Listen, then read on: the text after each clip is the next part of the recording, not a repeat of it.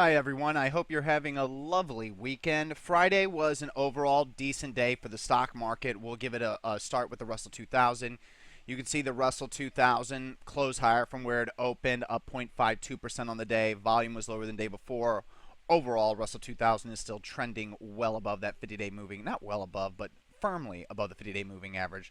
Everything is all well there. The NASDAQ, obviously, after an earlier sell-off. Nice reversal off the lows to close up 0.17% on lower volume. A little bit more action underneath than in the overall indexes, so that is another good sign, and we'll go over some of those stocks. S&P 500 up 0.27%. Volume lower than the day before, but still, as you can see, trending above the 50-day moving average, and the Dow Jones Industrial Average also trending above the 50-day moving average. All indexes are under a buy signal. We have two full sells for Monday. WBMD, following the gap down, giving us a better entry from our initial long position, is now actually closing below the 50-day moving average, and that is a full failure. I'm almost 100% sure, due to the volume on this pullback, that WBMD will find its footing, especially with BOP increasing the past two sessions on that lower price action, and we'll eventually have WBMD break out and move higher again. But for now, it is done. And also, PFBI, a longer term hold since November, is now closing below the 200-day moving average. That officially ends our time with PFBI, as we never hold a stock if we've bought it above the 200-day moving average, below the 200-day moving average, ever. So PFBI is gone. Now, underneath, we had stocks move like EDU, BKE, look at Disney, keep on moving higher. And so there was a lot of good movement out there. GOGO in the IPO land, look at volume the last three sessions. That is some real accumulation under there.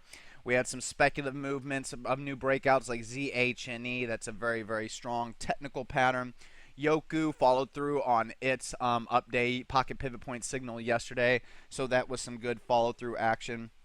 PCYG, a more speculative stock, breaking out. So once again, some more good positive action underneath.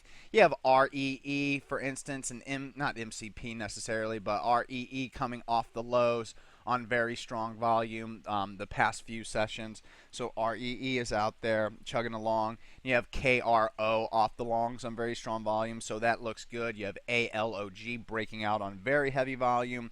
And then you have stocks like ORBK taking out the 50-day moving average with a back-to-back pocket pivot point buy signals on heavy volume. And then you have stocks like TCBK, which nothing to quality for it. That's why it's not a new long. But as you can see here, the volume surge and BOP surge, boom, boom, boom, boom, quite attractive. If it had any kind of decent growth in earnings or sales behind it, it would have been a long. But as this pattern forming, if it would have had a lot more green BOP leading up to this day, like let's say during the entire month of August to September, or let's say that it was about the 50-day moving average, would be actionable, but instead we're going to pass.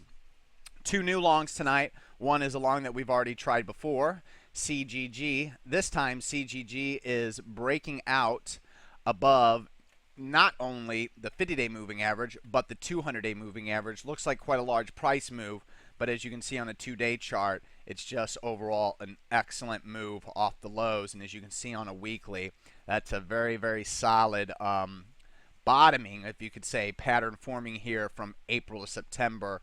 And look at all the max green BOP and green BOP leading up into today's breakout.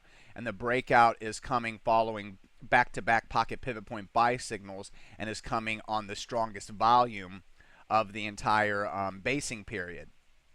So quite impressive following the May gap up and breakout. Now we have a September 13 gap breakout. So CGG is going to be a 2% long in the risk account, 0% in the non-risk account. It has some earnings and sales growth. The reason why it doesn't go in there is because it is a thin stock. This huge volume surge only gives it 160,000 shares average.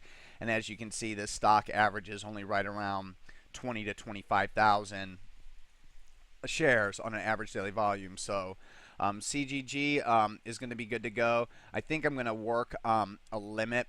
I wouldn't pay more than 26 for this in the morning. So I'm going to make sure that I keep my limit under 26. But absolutely beautiful technical pattern. As you can see, closing at 25.62. That's only 1 penny off the high day. Very, very nice. And then EVTC in the IPO land. Once again, another big, huge volume surge after a very heavy volume. You've seen the last 3 sessions, but leading up today, big intraday reversals on very heavy volume. Somebody supporting the stock as it comes down. Finally, the selling is gone. Somebody decides to take a huge stake in it. EVTC has the earnings and sales growth to confirm this technical pattern today. But as you can see, just like TCBK, we get this big volume surge. And remember, JBT was a recent long with huge volume surge, and I showed you other stocks that day with the huge volume surge. So, we're starting to see this everywhere. You got CGG, got TCBK today, and you got EVTC all on a day when volume is below average on the indexes. So overall, things are looking pretty good. Okay, everyone, continue to have a great weekend. We'll see you on Monday. Aloha.